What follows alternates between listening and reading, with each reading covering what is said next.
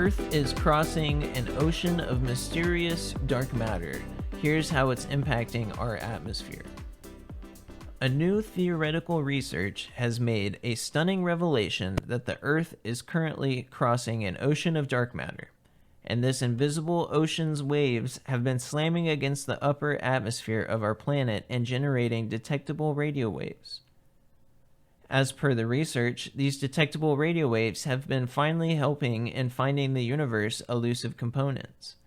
A lot of astrophysical and cosmological evidence, like certain galaxies' inexplicable rotation curves and largest structures' growth in the cosmic space, has pointed towards the dark matter's existence.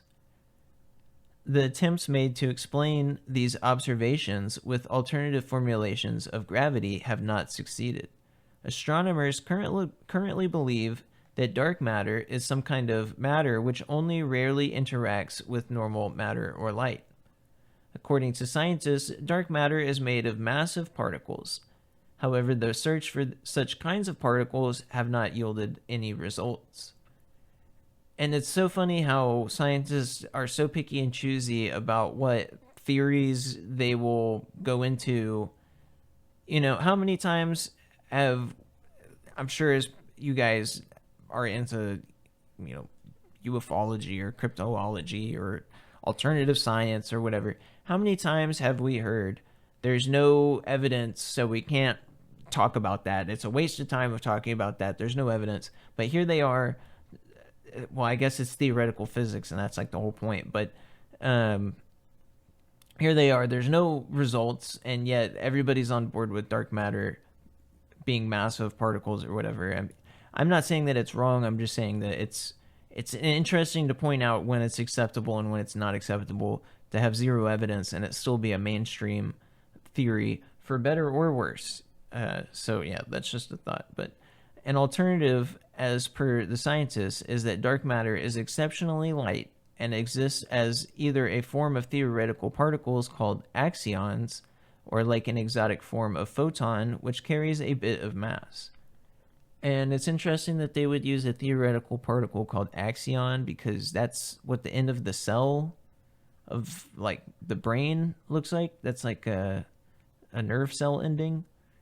So, and if you look at the way that the universe looks compared to the brain, they're almost identical in some ways if you look at certain pictures or whatever. But dark matter, with its incredible lightness, is millions of times lighter in comparison to the lightest known particles and can act in strange ways. The dark matter, instead of looking like individual point-like bullets, will behave more like large waves, which are sloshing around the cosmos. Scientists say dark matter's interaction point is the ionosphere. In a recent study, which is published to the preprint server ArcSiv, the models of ultralight dark matter, which were not entirely dark, were explored by physicists, and they allowed it to interact extremely rarely with normal matter. In the universe, the plasma is being spewed by all stars in the form of stellar wind. The production of radio waves has been explored because of the dark matter interacting with environments like the interstellar medium of the solar corona. Okay, before I read any more, I just have to go back to the sentence. The plasma is being spewed by all the stars in the form of stellar wind.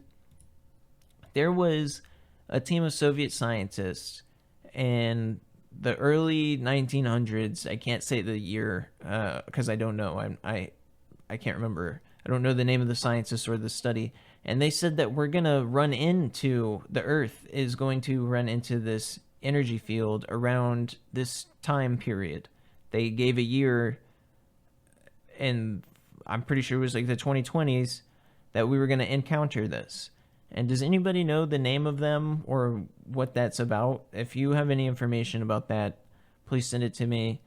I know that it's a real thing. I just cannot find the study, the people, anything about it. I can find other things that are similar to it, but nothing about this pair of people or team of people that had said that. So if you know anything similar to that, please email me or comment or something. Reach me somehow to let me know what that's about. So, as well, before I read this, the very end of this, I'll say that, do you guys remember with Art Bell, or any of you that may have read about HAARP, HAARP, whenever it came out, that it was, they were looking at the ionosphere, and they were looking at that for like a whole bunch of different reasons, had so many different uses. But isn't it strange that they're saying that this dark matter interaction point is the ionosphere? What are the chances of that? And that they're detecting radio waves from the ionosphere? Could that, like, I feel like that could be used as a method of some sort of radio dark matter typewriter type of thing, telegram, Morse code sort of thing. Could definitely be used with that. I feel like they probably have better communication methods, but even if there was some sort of strange intelligence out there that we wanted to communicate with, that might be one of the ways to do it. That might, even if it was like non-corporeal or whatever, it doesn't have a physical body here in this universe, but could manipulate energy, perhaps that would be a method that would be worth trying. And maybe they are. Who knows what you would communicate with, though? That's always really risky. Do you want to communicate with what, whatever's on the other side? And that's why I feel like that's why it's important for humans to have more information about all of these different technologies and methods. Because this stuff is happening regardless of whether or not we're involved in it. The only difference is, if we're involved in it, we can actually have a say in what's going on and have a knowledge on what's happening to us, which I believe that we deserve to have. Because what happens if we accidentally talk to something bad? And I don't even mean we as in like the listeners, but let's say it's just some, scientist or government group out there that's trying to communicate with the ionosphere, hypothetically, like I was saying. What happens if they talk to something bad and none of us have any input on what's being said, or the communication, or the trust? How are we getting trust with this sort of thing? I think if we have any sort of relationship, especially with something that's like that foreign to us, we really need to figure out how to even build trust with something like that. I know this is going way off in a tangent, but that's what I was thinking about when I was reading about this whole thing of dark matter going to the ionosphere. And it makes me think of Art Bell, because he talked about HAARP and the ionosphere a lot, especially as a ham radio operator. He was, all about the sun and the Earth's magnetism and energy and EMF type of stuff. It was very intelligent in that regard. And that's something that I struggle with, is the understanding of a lot of these advanced particle physics concepts, which I'm sure everybody does. But I mean, man, it wouldn't be nice to understand it. I feel like even our own scientists are struggling with this sort of stuff. And the last couple articles we've read, basically they were all like, yeah, we don't know about a lot of this stuff. What was the last one we did? The input output of carbon, of quantum. I guess I understood that one a little bit more, but the ocean one, they didn't know anything about that. I guess there was a couple different examples, but in the new research, an interaction point which is very close to Earth has been discovered by scientists, which is our planet's ionosphere. The ionosphere of the Earth is the thin and hot layer of the upper atmosphere. It is filled with a loose collection of ionized particles, which is plasma. In this, the waves are sloshing through it, and researchers have found that those waves can interact with hypothetical dark matter waves, which are said to be washing over Earth. And I don't understand how it's hypothetical if we're detecting radio waves from it. I guess we haven't confirmed that that's what it's from, but it's just kind of strange the way that they worded that. But yeah, it was like a cosmic ocean. It's funny that we went from all of this Earth ocean stuff to the cosmic ocean. And speaking of ocean, we have, I'm pretty sure this is next to the ocean, a beach house. Yeah, beach house at Alligator Point from July 5th, and it was updated July 9th. Local teens rescue 10-person family from July 4th house fire at Alligator Point. After a full day celebrating the 4th of July, Gavin Rowe and his friends returned from watching fireworks to find his neighbor's house on Alligator Point going up in flames. We ran as fast as we could, just had a big fight or flight moment, said Rowe, 18. And they have pictures here. The house is completely destroyed. Around 12:30 a.m. on July 5th, Rowe, with the help of his younger brother, Ashton Rowe, and friends Drew Fleury, Patrick Henning, and George Thomas, started pounding on the windows and doors to get their sleeping neighbors' attention. Within minutes, all 10 people made it safely outside the house before the flames consumed it, and everyone watched in disbelief as the Popple family's beloved vacation home burned to the ground. They were very emotional because they had grown up there and this was their whole life. They kept telling us it's their home away from home. It took 30 to 40 minutes for the local volunteer department to arrive, and by then the house was a lost cause. Firefighters, with the help of neighbors, worked to contain the fire from reaching any neighboring homes. Rudy said that if the winds had been 3 knots more, we could have lost houses to the east. There was about an hour where I was worried we were fixing to lose up to 10 houses on Alligator Point. The Rowe family has been friends with the Popple family for over 35 years. Both families spend summers just 3 houses apart, and the Rowes opened up their doors to the displaced family the night of the fire. 2 cars were spared from the flames, so the family was able to drive back home to Tallahassee the next day. They suspect a brand new lithium-powered golf cart is what caused the fire, though the fire is currently under investigation. Alligator Point became an official golf cart community 2 years ago, and the fire was eye-opening for neighbors. Golf carts played a huge role in this kid's upbringing, Rudy said, and lots of people use them to go back and forth between each other's homes, helping to create the tight-knit community. We have a hybrid with a gas engine. We will not be purchasing lithium for some time. Rudy told his family is taking inventory of what happened and what needs to be done, and they seem to be doing better each day. So I'm just glad God put me there in the moment, because without us being there, I felt like it would have gotten a lot worse, Gavin said. So I was literally about to say the same thing. I'm glad that there's people there to wake up that family. And there's video here that I will link with the article. And yeah, it does look like this golf cart just is in flames. So that's kind of shocking that a golf cart, and it was parked outside. It wasn't even in the garage. So man, that wind must have been bad. So, but here we have the final rescue here. Hero FDNY EMT saves 3 dramatic Coney Island water rescue.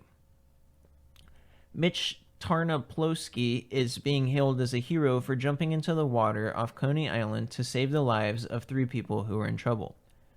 The Coney Island beach is a popular spot for New Yorkers looking to beat the sweltering summer heat. But the beaches bring their own dangers, like rip currents that can drag swimmers out to sea. On the evening of July 6th, 2 young brothers, a 14-year-old and 16-year-old, were having trouble in the water off Coney Island. A bystander who jumped into the water to attempt to save them became in the need of assistance as well. EMT Tarnoplowski jumped into action, risking his own life to save the stranded trio. As soon as I get on the radio and tell my dispatchers, I took my shirt off, took my boots off, and jumped into the water and swim about 100 yards out and see him distressed and grabbed him. On the way back, I see his brother also in distress, told the initial brother to grab the other brother and started swimming back. Tarnoplowski formed a human chain so they could all get back safely to the shoreline. I put one on my hip, and then as I was swimming, I told him to grab his brother and hold him while we were swimming back. Other members of the FDNY Gator unit, who were specially trained to handle water emergencies, quickly arrived on the scene. Without hesitation, jumped into the water and helped me bring them out. Once we got to the shoreline, I went back to the third victim that I was trying to help initially and help him come back to the water. Ternopolowski credits his team with making the daring and daunting rescue possible. FDNY says Gator units are on patrol every day during the season and have longer hours in the weekends. They do not advise swimming at any location where there's no lifeguard. If you do find yourself caught in a riptide, Ternopolowski says, to try to swim parallel to the shoreline. It's extremely important. I'm not sure how many of you guys go swimming in the ocean regularly, but I really love the ocean. We call it the third coast. It's the Gulf Coast down here. Beautiful area where it has areas that are beautiful and other areas it's completely destroyed by industrialization and pollution and just terrible conditions. But there's a couple of places that are worth visiting. And like he was saying, parallel to the shore. So I've talked about not panicking if you ever are in a bad situation where you're getting sucked out into the ocean. Riptides are basically currents that are sometimes underwater, but they're usually you can see them as well. But they're currents of water. Because think about how a wave comes forward onto the beach, right? Well, the water can't stay there. It has to go back out into the ocean. And it's like a cycle, a churning of a circle. That's how the water cycle works, or partially. So it's like a circle. Well, there will be a current that brings the water back out into the ocean. The water that was just pushed up then gets sucked back out in a different area. And a part of the area is pushing, right? Pushing onto the beach. And then a different area, it's sucking out into the ocean. So if you get caught in that area that's sucking out into the ocean by swimming parallel to the beach, which means alongside it and not trying to swim towards it, that will get you out of this current that's taking you out into the ocean. So a lot of people that are like don't know that, they will realize that they're getting pulled out into the ocean, right? And they see the beach going away from them, and they can feel the water pulling them out. And so they're like, oh gosh, I don't want to go into the ocean. So they start swimming towards the shore, but they're fighting against a river. You're basically swimming upriver or trying to swim up a river, which doesn't work very well. Even the best athletes cannot swim up a river, hardly. At least some of the ones, especially like an ocean river, where it's massive and super powerful. So by swimming parallel to the seashore, you're swimming out of the current that's dragging you away. But you have to be able to think about that sort of stuff. And if you panic and you just see the shoreline leaving and you start panicking immediately, you might not think to do that. And I also have to point out as well that he was very brave to go out and save a stranded trio, as it says here. That's extremely dangerous. I've mentioned that if you go out and try to save somebody, that they could end up accidentally drowning you by panicking, trying to get out of the water and not thinking. They're just in panic mode, really. Like the lights are on, but nobody's home type of thing. And it says that somebody went out to try to help them and that they ended up getting in need of assistance. And that's the importance of having the flotation devices, like equipment. If you're going to go out and try to save somebody, you throw something to them. You don't ever want to try to like grab them and put them on your hip like this guy did. That was super brave and super dangerous. And I'm glad that the people were able to stay pretty calm during that whole thing. And this guy's just he is a hero. I mean, that's crazy to go out and do that. But this person that went out to try to save them obviously did not have the right equipment or training to do that. And you have to be trained to know how to deal with the psychology of somebody that's drowning, because they're not thinking right. So like they're like an animal where as soon as you throw something at them, they're going to like grab onto it. And that's their instinct, is just to grab. So that's what they're going to do. And I will just end with that there's a lot of free classes in a lot of communities. You'd be surprised if you just type in the name of your county or your city or surrounding city. If you're in a small town, you might have to go to a bigger one. But there's a lot of free classes where you can get like free CPR or free first aid or free blood loss. All of these free classes. And I would just urge all of you guys to take this summer to try to relax and grow and better yourself and learn as much as possible. Take these couple months to try to stockpile information and learn as much as possible about yourself and the world and what's going on out there, and survival stuff. That's really important. And I might make an episode about how to prepare for the next coming months, because it's going to be nuts. It's going to be absolutely bonkers.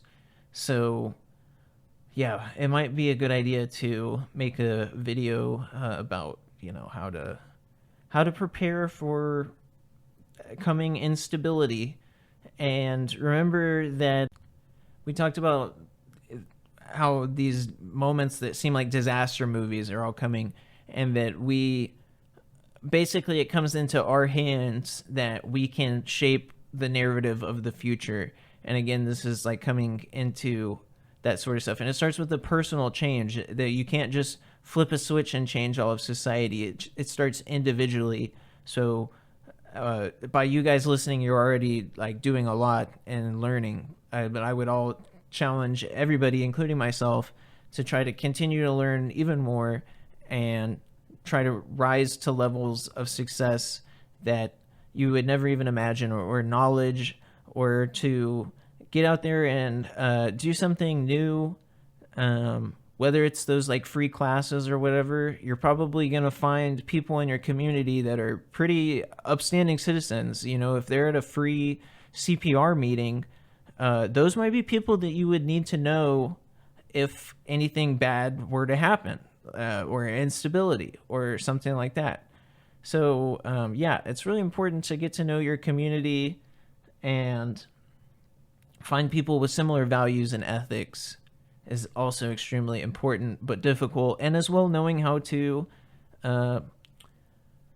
interact and be humble with people that don't have the same opinion as you, because diversity is really important, and having a wide perspective of different perspectives, or wide range of different perspectives, is really important, so that you can get a better view of whatever situation that you're going through, because they might have something that you didn't think of that might be way better, or just different, and different stuff works in different situations. So yeah, very interesting episode. I hope that you guys like the news update, and we'll do some more news in the future. There was a whole lot, and there's stuff that I couldn't even put in here, but I figured that this was a pretty cool spread with the ocean theme.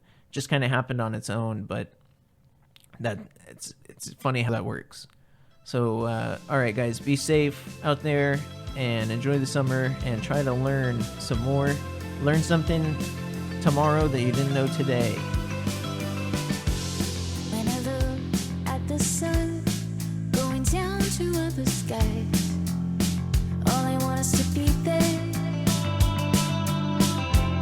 with a new state of mind, a place I never heard of. I will walk like a nomad. I've been stuck inside my house too long. Can't stand being all alone, wasting hours on my phone. I'm ready to go now. On my way, I won't let fear hold me back. It's here to stay. I'm on my way.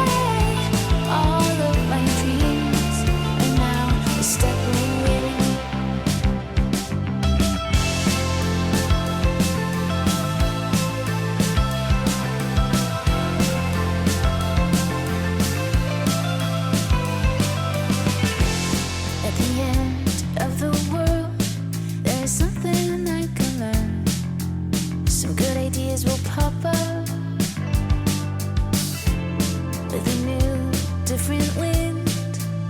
I'm gonna let it take me to people that will trust me. I've been stuck inside my house too long. Can't stand being all alone, wasting hours on my phone. I'm ready to go now.